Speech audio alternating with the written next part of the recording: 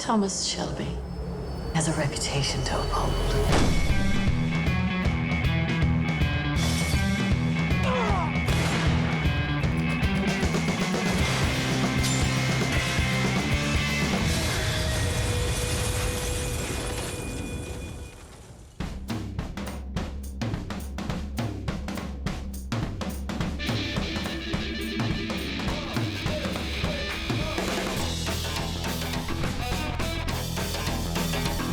The Peaky Blinders are a family, a criminal gang. The second oldest brother, Tommy Shelby, decides that he's going to go for the big time, and he starts an expansion of the gang. Basically, Series 2 is Tommy Shelby tries to take over the world.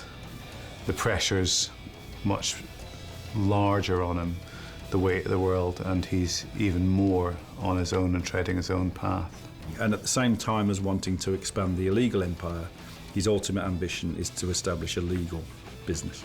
In the first series, when he's just been spat out from the First World War and, you know, come back a bit damaged by what he's experienced and what he's seen, and having that lack of respect for authority means that he's just like, right, I'm going to take what I can get. The next target is London. Getting involved with the London gangs, which is obviously getting him into a much deeper hole than he ever anticipated. These guys are obviously the most feared and respected gang in Birmingham, but you know, going to London, that's a whole different level. It's all the family problems and the suffering that can come with that, and the strain that myself and Paul Anderson's character and the rest of us are put under through what Tommy's doing.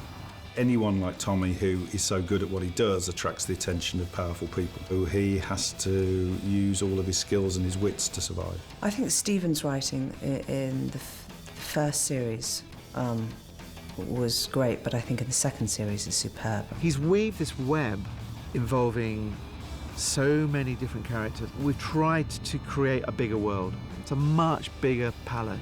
And there's much more going on, and we have our fingers in many more pies. It's a little bit more hectic and a bit more faster, and that's what you're talking about this season. So from the first episode, it just goes from there. It's big. You know, it's on a different level this year. It's the whole scope of the thing. I mean, before we thought it was big, and they've really upped it a notch. Contacts in the racing world. Yeah, Michael, you drive. Thomas Shelby. Tommy, down! No! Tommy Shelby and that fucking Arthur!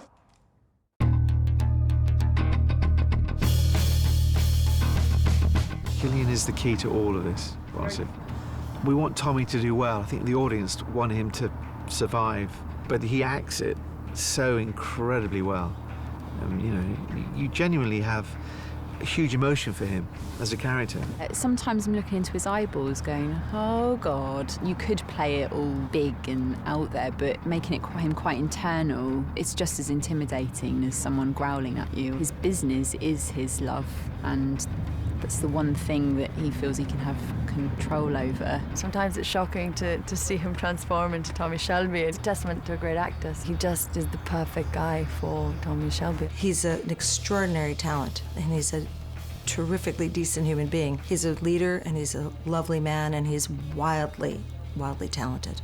Tommy's composed, got a lot going on, and he takes it all in his stride, and Cillian's very subtle and understated, and it's great to watch, yeah. Sometimes I look at him on set, and he is a boss. He's effortless with it. You may question Tommy's morals, but you know, these guys, the word moral, I don't think applies. Pretty heavy history between Inspector Campbell and Tommy. Obviously, there's a complicated love triangle there as well, which continues to bubble in this season. And Campbell's wickedness and hatred for Tommy is just being compounded by Tommy's sort of success and expansion. So the two men couldn't hate each other more. You shouldn't love Campbell, but you love him. You just can't help but love him. And that's the brilliance of Sam's performance. Just done a film called Lock with Tom Hardy. And he was brilliant, and we got on really well. And I said, take a look at this, see what you think. And he said, yes. Tom Hardy is an exceptional actor to work with because he's one of the biggest movie stars in the world at the moment.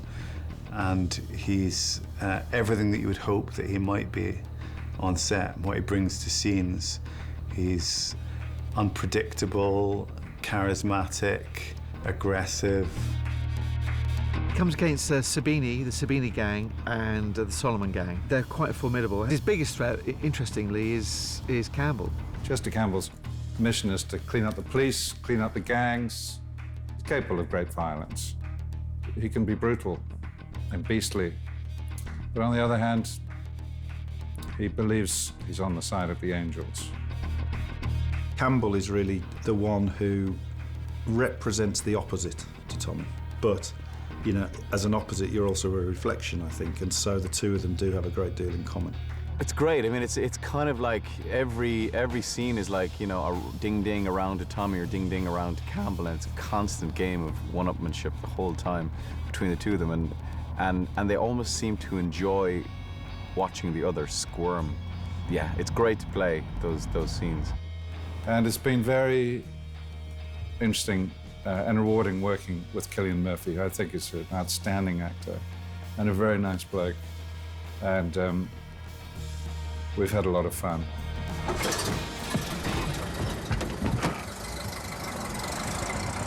Right! Peaky Blinders again on fucking holiday! Sit down, you mad bastard! Fucking...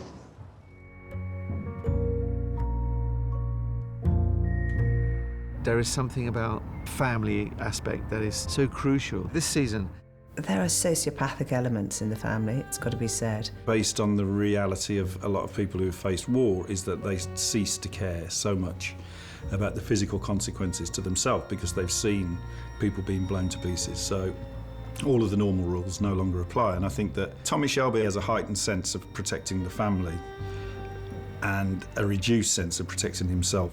You know, he wants to protect his family. He loves his family. He wants them to be close to him, but also he obviously wants to expand. When he has his brothers coming in to help him, you know, he knows that Arthur is a loose cannon. He knows that Joe is trying to be a bigger man, and Tommy keeps him in his place. Arthur in particular is in a bad way, and it sort of makes him useful to the gang as well. Series 1, we saw him upstaged by his brother Tommy. Tommy comes back, he's got more ambition, bigger scope, much bigger than Arthur's, and takes over, which sends Arthur off onto this downward spiral of this competitiveness against his brother, the sibling rivalry. What's brilliant is the tension between the brothers, always, and so well written. And I think that the bigger tension lies between Joe's character, John, and Tommy. Yet it seems that John is testing Tommy a lot. And Tommy, while he's impressed by that, is kind of pushing him away. I think he idolises the Peaky Blinders moniker and the whole image. I don't think he's probably quite got it in him, not for want of trying. But I don't think he's cut from quite the same cloth as Tommy is. Tommy's very, you know, malicious and cutthroat. And I think John is more the heart of the story. John, there's a forced... I mean, he's married now, and his wife would sort of quite like to get him away from all of this. And so, at the same time, he still wants to rise up through the hierarchy, so he's quite conflicted. I think he sort of grows up and he becomes more of a man. And in this series, you definitely see a more mature John as someone who's pulling the strings back in Birmingham, while Tommy and Arthur are off, you know, building the empire. In the first season, we didn't see the true strength of us brothers until the second episode. In this new season, you see it straight away. When they're like all together, when they go down to the club in London and then smash it up and then hit the town, and you see the real power of them and the love that they have for each other. Gentlemen, there's been a mistake. I'm afraid you're going to have to leave. Some of the men here recognise you from the racetracks in the north. They say you are the Peaky Blinders. Peaky scum!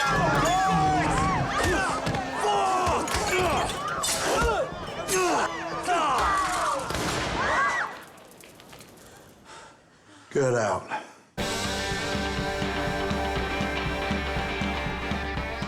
You fight for the king in an absurd war, in the war to end all wars. You come back, and all the thanks you get is you've got two choices, really, if you're poor. You can either be a gangster Or you could be a trade unionist. And to depict that most honest of British stories, as yet untold, really, I think was an important step. We're mythologizing British gangsters and British working class, which the Americans do so wonderfully and we have never done successfully, and doing it hopefully on a big scale. The classic gangster storyline of attempting to go legitimate but constantly being pulled back down into that criminal world. This strange duality where on the one side he's driven by a desire to own and win and take over and become, you know, part of the ruling elite, and on the other hand he's very faithful to his family, and you know, family is incredibly important to him. Well, there's a new girl in town, and she's so beautiful and she's so good in this, and I think a different flavor for Tommy. We knew he was broken to bits when we first saw him, and he had his heart broken. Is such an unlikely relationship because she is from not aristocracy but from landed gentry. He's obviously a gangster, but it's an indicative of the times because that sort of thing was really happening. In the same club you'd get gangsters, aristocrats, I mean real aristocrats like royal family, actors, or artists, all sorts of people all together, and you would have these relationships developing, so it's just looking at how that happens. I enjoyed it because it really worked well with my character because she's been around, she's well educated, she's met all kinds of walks of life, different people, and I think while it slightly unnerves her to begin with, I think she's able to match him in that she doesn't fill the gaps because he's not saying anything. She's quite happy to sit in silence if that's what he's projecting out. But it was good because it was quite nice to see how the characters were, what I'd done with mine and what he'd done with Tommy, how they matched quite well, and quite, you know, that when finding those still beats was good fun because I'm not too sure that there's that many of the characters in it where he has that. In series one there was an attempt to deaden the pain of the war amongst a lot of the people. I think in this series it's people just trying to forget things just by enjoying themselves and having fun, and a lot of hedonism, a lot of drinking, and it was a cocaine era, you know, and everything was fast and jazz and crazy chaos, and that's something that I want to try and capture in this. Series 1 was opium and series 2 was cocaine. And so in the way that series 1 was about oblivion and searching for some kind of escape, you know, the relationship with Grace and all of that, series 2 is about hunger, ambition, desire, and teeth grinding, I suppose. Those of you who are last will soon be first. And those of you who are downtrodden will rise up. Yep. You know where to find us?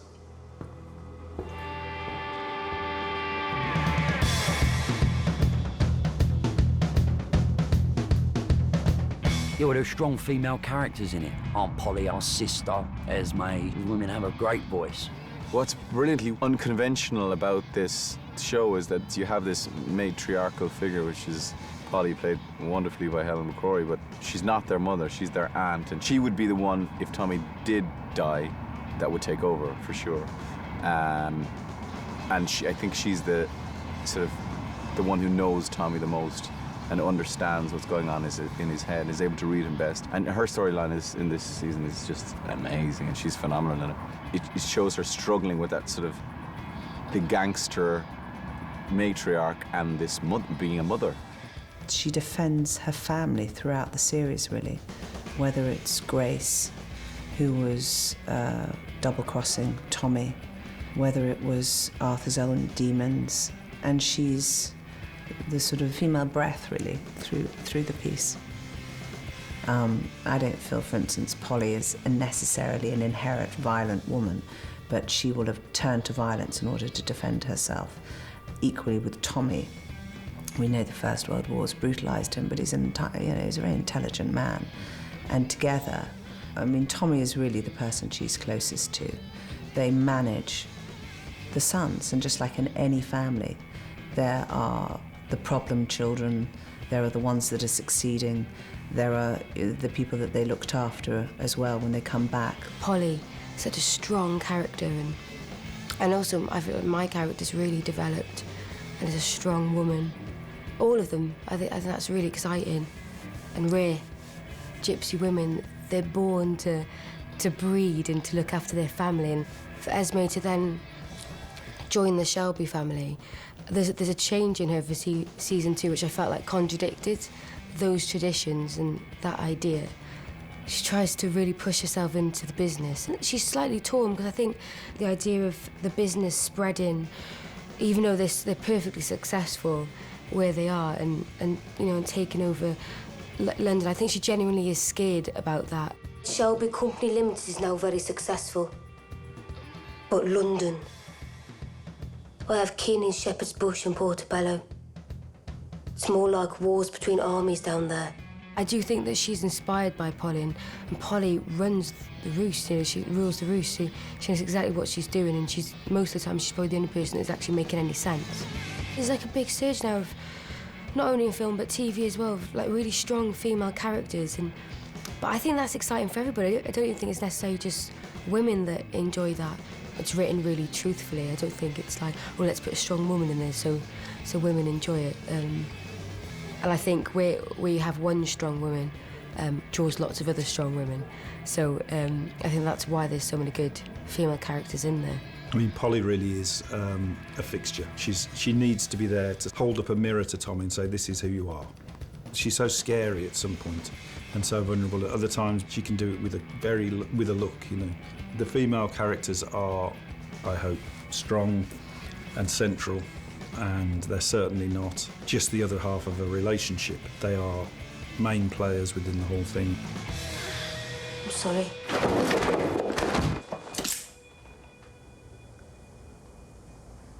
You tell a soul in this family, and I swear I will cut you.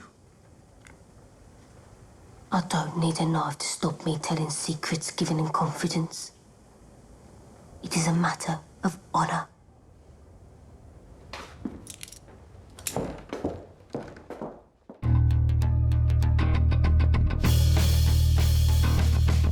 To do a series 2 after a very successful series 1 is very hard. There are approximately 3 times as many locations and more than twice as many cast in Peaky Blinders this year. It's a much bigger world. It's not just the world of Birmingham, it's the world outside of that too. It's London, and it's the empire ultimately for Tommy Shelby. I think that there is a point whereby Tommy Shelby's world can only last so long just because of all the risks he's going to start taking. And I think he's going to start taking bigger risks in the next series. Tommy Shelby was dealt a very good hand in Series 1. He got the guns, and he knew how to play it. Series 2, he's dealt a bad hand. And the measure of a man is what you do with that bad hand, what happens when he's really under pressure. The Shelby family can go on, that they have the ability to move on to the next phase of their life, you know?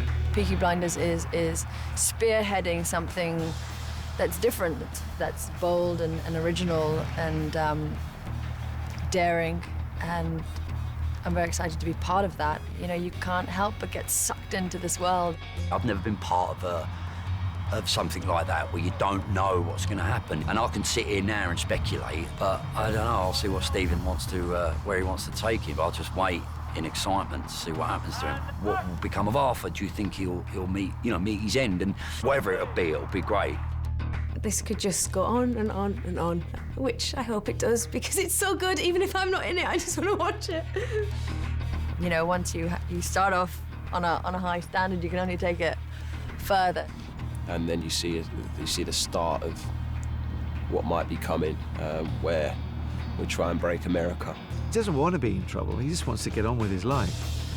But he seems to be involved with so many dreadfully difficult people, including the IRA, to the Sabini gang, Solomon gang. It's getting bigger, it's getting richer, and as a result of that, it's getting more dangerous, and they're entering areas of even greater jeopardy. Can they survive, out of their comfort zone? Will this work, or have they just taken one step too far?